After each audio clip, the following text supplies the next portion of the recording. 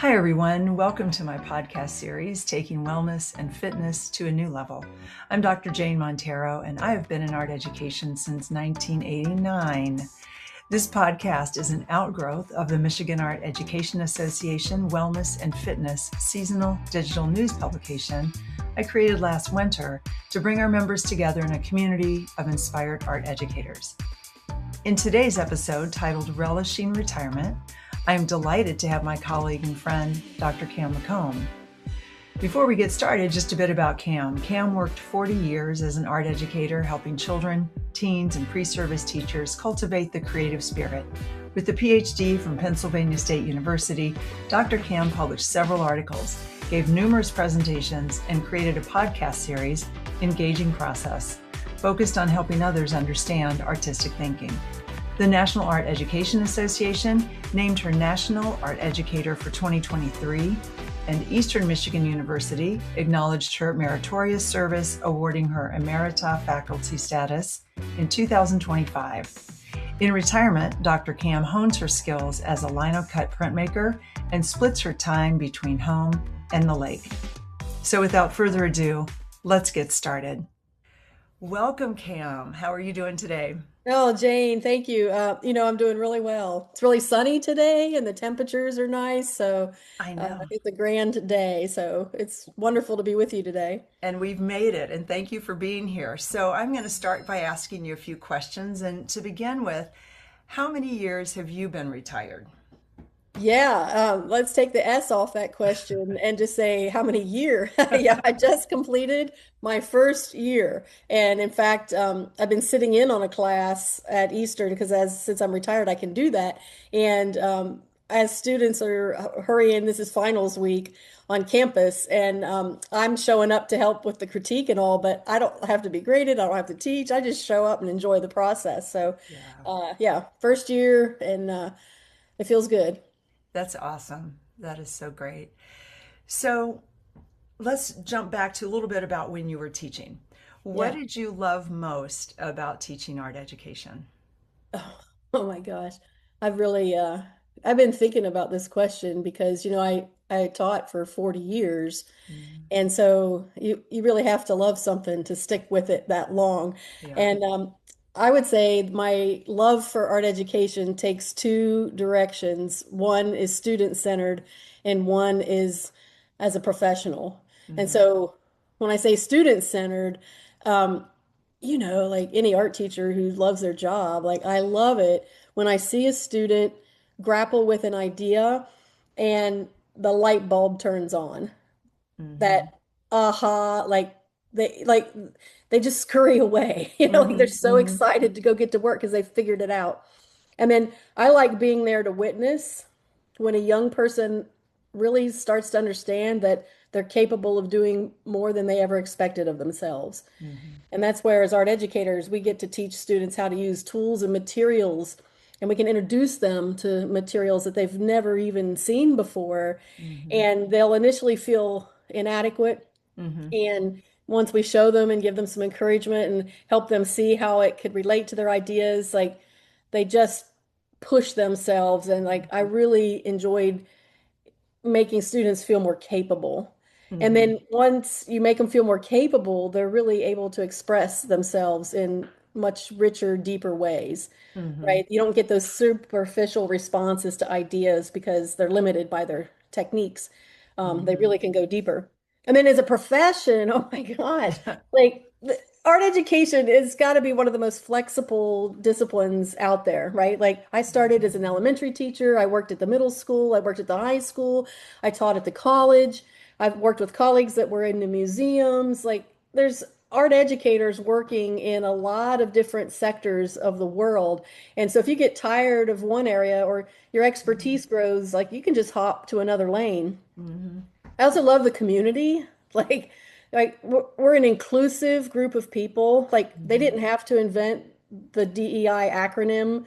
Hmm. Like that was for other people. That Hmm. was never for art education. Like Yeah. we are inclusive. We make our processes and ideas work for everybody. And we're just really kind-hearted, fun people of all different ability levels. right? We're highly neurodivergent. If you go to one of our conferences, I mean, there are people like walking in every type of area of life that you can imagine. And when you go to a conference, you can get in the elevator and you know the art teachers because we're dressed in crazy colors and we're chatty and we're eager to talk to people. And then I also love the rock star quality of Hmm. being an art educator because, like, you're the one person in the building sort of designated as the creativity guru. Yeah. And that's just fun to play with, you know? So you Yeah. can try on different personas, you can dress goofy, or you can be serious, but I don't know, it just gives you a lot of room to be playful in Yeah. your work. And I don't know how many jobs let you be playful. Yeah. I've often said to people, it is the most creative job there is Yeah. because we follow the state standards, the visual performing arts standards, but how and what we do with that is totally up to us. Like, I don't even know another subject where you Yeah. have such freedom within the guardrails. Do you know what I mean? Like, it's not like in math, Well, you've got a textbook and it's this lesson, this concept. yeah. We have that, but not in textbook form, right? Well, we have the freedom and we also continuously fight to maintain it. Hmm. Because I've been on committees where, we try to have a standardized set of, we're going to all teach these artists, so we're all going to teach these skills at these times, and people fight tooth and nail not to do that. Hmm. And they do it in other areas, music, so forth. But Hmm. in visual arts, we said no, we really want to maintain our autonomy Yeah. and how important that is. Yeah. Yeah, For sure. Okay, now we're jumping to your year of being retired. But before that year, yeah. so when you decided to retire, how did you envision spending your time? It's interesting because probably 10 years before I retired, I worked with a financial planner and they asked me, "What's your vision for retirement?" And then I realized I didn't have one. Hmm. I just saw myself working, and then when I envisioned myself stopping, the image was just blank. And I Hmm. thought, ooh, this is a problem. And so I really had to work to cultivate a vision of what that would be. And I had to, and I, even then it was still kind of vague, but what I knew is that I needed to be outside and doing that instead of sitting in meetings, right? Like that helped me visualize what retirement was going to be like. All right, I'm going to be outdoors. I've actively visualized myself paddling a kayak and I did not know how to kayak. And so even as I started developing the vision, I thought, all right, I better take a kayaking lesson. Make sure this is something I want to stick with. And of course, then in that lesson, I was like, it was a different kind of kayak. It was one of those that you sit inside of, and those are hard for me to get in and out of. So then I discovered, because I thought that wrecked my whole vision. I was like, no, it's too hard. And then I discovered, oh, there's sit on top kayaks. I was like, okay, I can fall into one of those. So, yeah, and so once I realized, okay, I can be capable, I can kayak, that started helping me to, and then I just really made it a vision board of Hmm. things that I envisioned myself doing in retirement. Hmm. And I also knew, when you say, how did you envision spending your time? I also just felt this great sense of relief. Hmm. Like, oh my gosh, I will be relieved. And I don't know if you have any listeners that are Star Trek fans, but like there's a movie, the 2009 Star Trek movie where James T. Kirk is relieving Captain Pike from duty. And, they go through this formal thing and it says, "I relieve you, sir." And Captain Pike says, "I am relieved." And Yeah. you hear it in his voice. And I thought, oh my gosh, that's going to be me. Like Yeah. just a complete, and even Yeah. now, like, people ask me about retirement, how is it? And I'm like, it's just, I feel relieved. And Yeah. I didn't realize, here's the thing about it, I didn't realize how much responsibility we carry as educators for Hmm. every human being we interact with. So if you're working with a building of, let's just say only like 500 students, Hmm. well, every time you interact with one of those children, you're responsible for how they feel about the interaction, Hmm. right? What you say to them, every word we say is impactful. Every word we say, every word we utter can either motivate or deflate. Hmm. And how we carry ourselves with our professionals impacts how they view our profession. Like all Yeah. those things I was really good at. I was just really happy to say, oh, I'm done. I Okay, just sort great. of laid it all down and just visualizing that and then now experiencing what it's like to not live without that on my shoulders. Yeah. I sleep better. I wake up, Mm-hmm. refreshed. It's just a different kind of Yeah. thing, but it's a Yeah. huge responsibility to be an educator. Yeah, for sure. So now that you're retired, Yeah. are you spending time like you envisioned, or how are you spending your time? Yeah, so I am. So I am kayaking. I made sure before I retired, I everybody in Michigan seems to have a lake house. So I'm an Ohio transplant. So I was like, oh, I got to get on board and get a lake house. So I made sure when I bought a lake house that I bought the kayaks that came with it. And so I was able to get out and kayak. So I've been doing that, and that's Mm-hmm. fun. And I've been learning how to drive a pontoon boat. Oh, Um, my dad boated a lot, but I always tried to learn to drive a boat with him, but let's just say he wasn't the most patient teacher. And I would just say, fine, you do it yourself. And so, yeah. so I've been learning to drive. So I can get out of the dock. I can drive around just fine. I can even dock if I have help. My mission this year is to dock a solo docking Solo experience. So dog. solo docking. So then I can call myself Captain Yeah. McComb. So Captain Cam. So Yeah. but the thing I had been planning to do, and I'm happy to do, is I've really taken up printmaking. Mm-hmm. So I think I told you I was sitting in on that printmaking class, but Mm-hmm. I've always done printmaking with students in school, and I thought I always did it because the students loved it, but I'm realizing like I love it. Yeah. And I always painted before in my private time, but now I've been working on making I'm calling it the print shop, turning my family room into a print studio, and I'm getting a printing press and doing some lino cuts and then I'm making them about this lake that I'm now vi spending a lot of time on. So I'm merging those aspects of my life, like where I vacation and live Mm-hmm. and the art making and it wasn't until I was realizing as I was taking this printmaking class that I was sort of feeling afraid Mm-hmm. of doing what I was supposed to be doing. And I thought, I'm analyzing that fear and thinking, why am I afraid? And I thought, oh, I've always made art to show other people how to do things. Mm-hmm. But in all the years I've been teaching, I have never really taken extended periods of time to just make a body of work about a subject that I'm interested in. Mm-hmm. I made it as a response to things in my life, Mm-hmm. but never just for the fun of making art. And Mm-hmm. so it's Yeah. been interesting to spend that time. And I know you're doing some of that yourself. Yeah, Yeah. and it's funny hearing you say that is it's so true. Oftentimes people have said to me, "So you have all this time now. So what kind of art are you going to do?" And then that puts a lot of pressure and it's like, "Well, I don't know if I'm going to really do anything." And so then though, I don't know if you're this way, but I'll start down a path and if I sort of like it, I just go. I go like 100,000% down that way. And my husband will come downstairs and I'm like all over the dining room table, like everything. It's like when we were at Art Center and we were both in school together at the same time, and it was like the table with my parents' house covered with our artwork. Oh no, I know.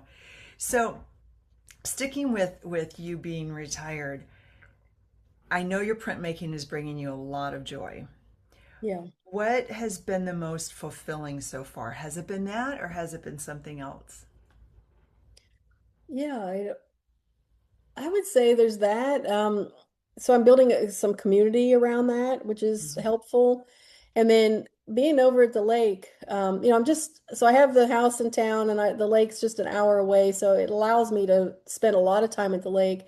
And a lot of people around the lake are also retired. Mhm. And I'm watching them, like, a lot of them are older than me and they're out there water skiing and doing all kinds of things that we did when we were kids. And so, Mhm. Yeah. in some respects, it just makes me feel like a kid again. Like I'm Mhm. watching people around me who are retired doing the stuff we all did when we were 12, Yeah. right? Like we played when we were kids, and now that we're retired, we're out playing again.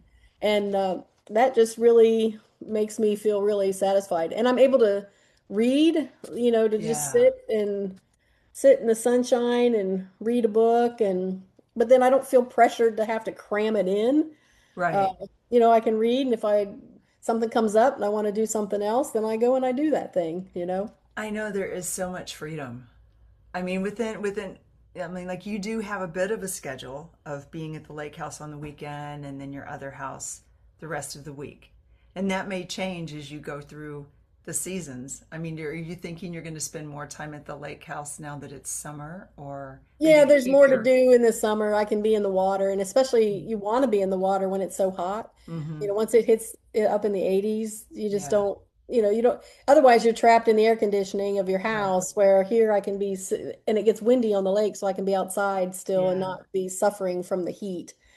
that's Um, so so awesome. that part's nice, but yeah, and I could do more things. I could travel. I could do a bunch of other things that a lot of people say they're going to do when they retire, but I haven't done any of that. I just have really enjoyed unplugging, Yeah. like just floating through a day, deciding for myself, what do I want to Mm-hmm. do? And a lot of people I talk to have said, oh, I'm so retired. I don't know how did all this when I was working. And I'm not there yet. And I'm in no hurry to be there. Yeah. Like I have all kinds of time.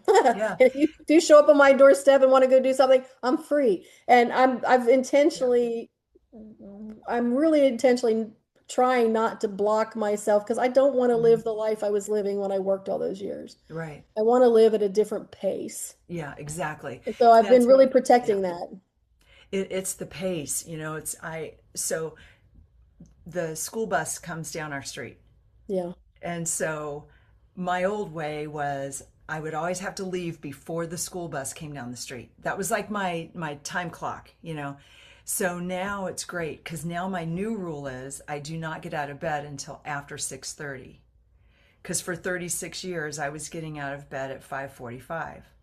So that Okay. was like a slight adjustment in the pace Yeah. of my day. And now it's even become more so where we sit and have coffee and then we have our competitive wordle. I got it in three, you got it in four. Okay, so then there's that. And then it's usually around 9. Then I kind of come in and exercise. And then, it is pace. It is definitely pace for Well, I sure. figured, but for me, like, I'm sort of antsy if I don't get out of the house by noon. So whatever I do in that morning time is Yeah. whatever I want to do. But like, okay, I maybe should be visible about noon. So yeah. Yes, I know.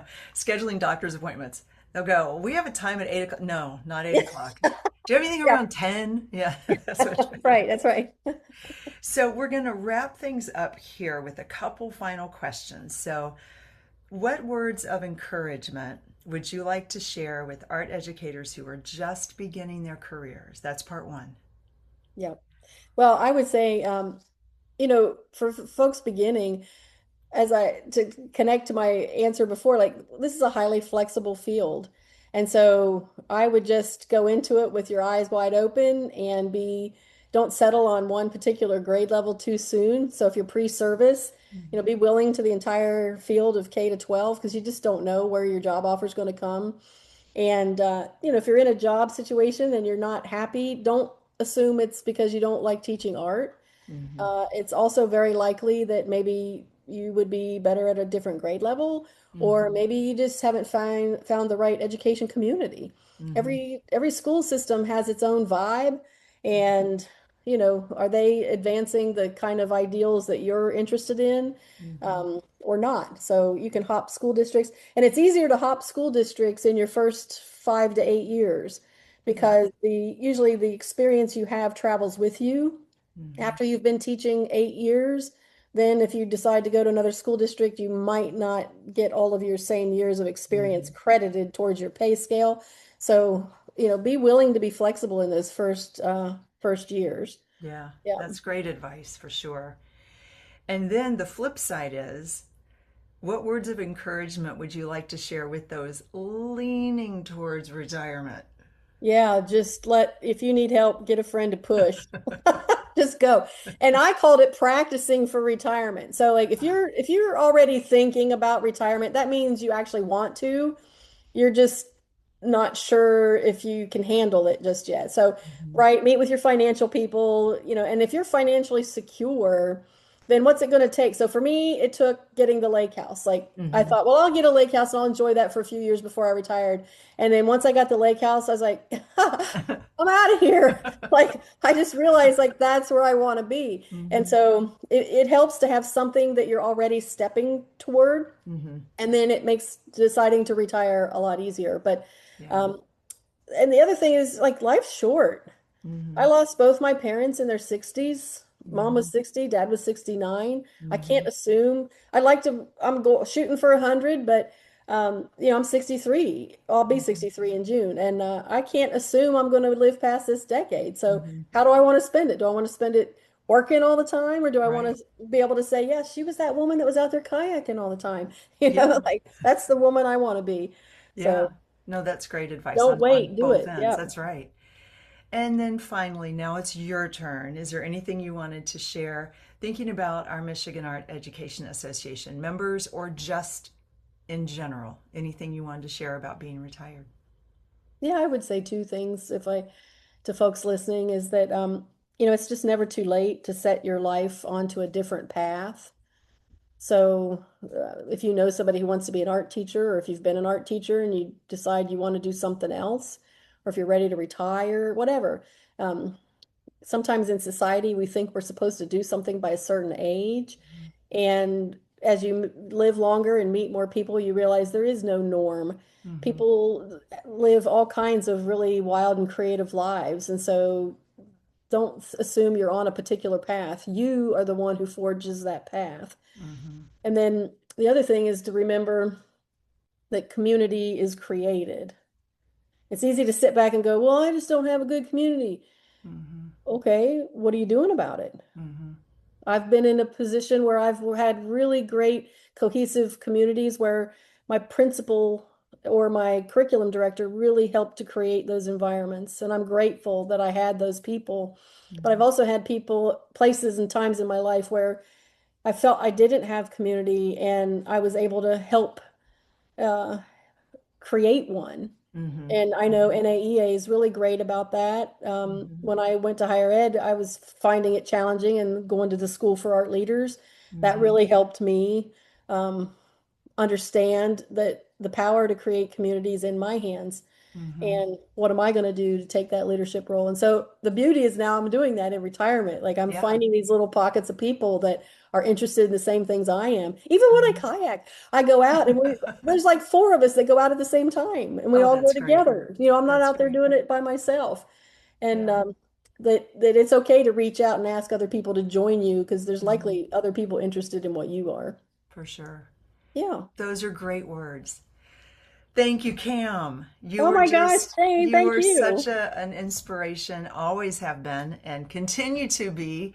And thank you for being with us today. Oh, you're welcome, and good luck to you, and keep leading. You're doing a great job. Well, thank you, friend. Thank you. Yep. I look forward to talking to you soon. Yeah, thanks. Bye-bye. Bye bye. And that's a wrap on today's episode, talking to Cam McComb on relishing retirement. Take care, and I hope that this gives you more ideas and inspires you to go out there and be well and stay fit. Thank you.